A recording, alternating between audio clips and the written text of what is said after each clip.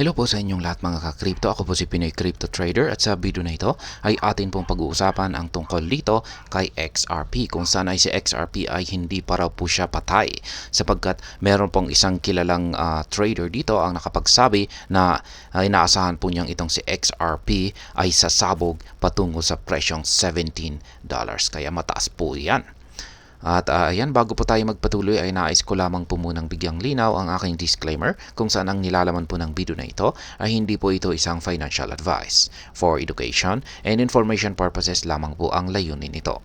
Maliban po dito ay nais ko na rin pong magbigay babala na wala pong kahit anumang group chat ang Pinoy Crypto Trader.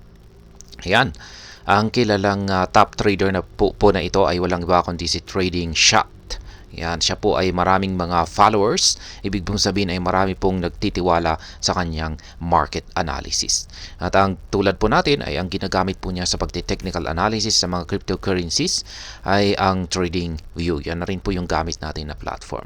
At ngayon ay sabi po niya ay hindi pa raw po patay itong si XRP sapagkat ito raw ay naghahanda para sa isang parabolic surge or ito ay mataas na pag-angat sa presyo patungo pong presyong $17. Yan po ang kanyang analysis.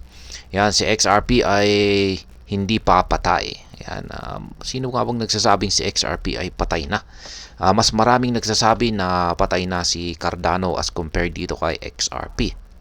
Yan, at least dito kay XRP ay mas marami pa rin nagtitiwala sa kanya as compared kay Cardano.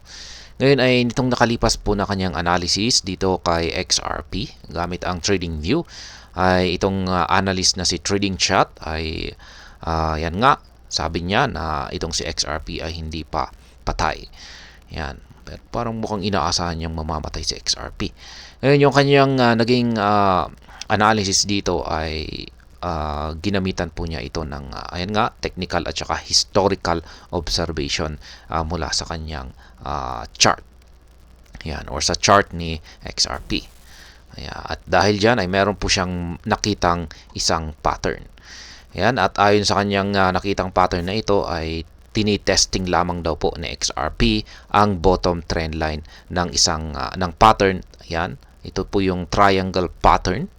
At tinitest po niya yung ilalim na bahagi nito na nag-umpisa pa noong taong January 2018. Kaya ayan, matagal-tagal na po pala na nagkakaroon ng testing sa bottom trend line na ito ng pattern na ito. Kaya ibig pong sabihin ay mukhang kung gagalaw po ito or tatalbog po ito or magkakaroon ng ejection ito ay talagang mataas po talaga ang posibleng aakyatin ni XRP. Ngayon ay magrarally daw itong si XRP patungo sa presyong $17.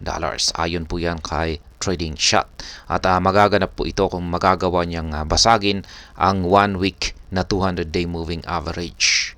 At ito raw yung parang magdudulot ng umpisa para makaranas ng parabolic surge or pag-angat sa presyo itong si XRP patungong $17.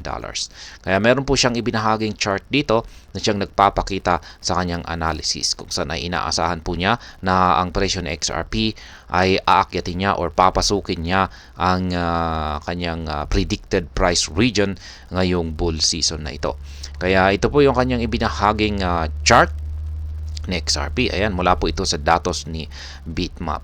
At ayan, nakikita po natin dito na meron po siyang dalawang dotted line dito na kulay itim. Yan po ang bumubuo sa triangle pattern natin dito. Ngayon yung kulay orange na ito ay ito po yung tinutukoy niya na 200 moving average. Weekly moving average po yan. Na kung pag nagawa pong tumagos ang market price ni XRP dito, yan sa kulay orange na ito ay ito raw yung mag-uumpisa sa pag-angat or tuloy-tuloy na pag-angat sa presyo ng XRP hanggang sa ito ay mabasag niya yung upper portion ng ating triangle pattern dito at umabot po siya ng $17. Ayan.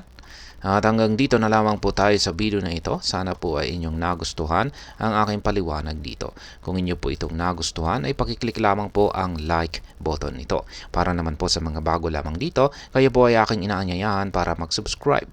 Pakiclick na rin po ang bell icon nito dahil ito po ang siya magsisilbing notification nito sa mga bago kong videos na akin pong ina-upload sa aking YouTube channel na ito. Marami pong salamat sa panunood. Ingat po tayo lagi at God bless po sa ating lahat.